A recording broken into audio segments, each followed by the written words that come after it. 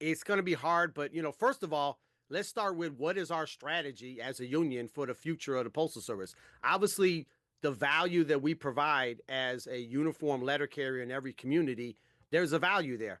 And the post office has always had a cost, universal service obligation that the Postal Service as that entity incurs that cost, which has always been offset by the first class monopoly, right?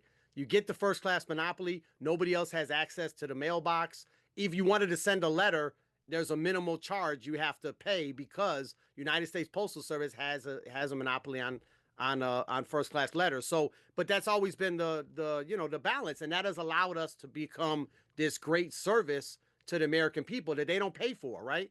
So the only alternative going forward, if you look at it, with revenues falling for the monopolized portion of the business, specifically the letters, as that revenue comes down, how do you replace that? Either you're going to cut service, which would not be in the interest of the American people, or you're going to have to, take money from the taxpayers, which nobody wants to do, or you're going to have to look at something like what you just said, which is that why don't we have a monopoly on spurs? There's going to come a time very soon where people are going to be, or just like you might get 5 or 6 letters every day, you get 5 or 6 spurs every day. Everybody, not just some people, but everybody across America is going to be ordering and getting stuff like that delivered. And so, do you want a private company to be able to gouge you?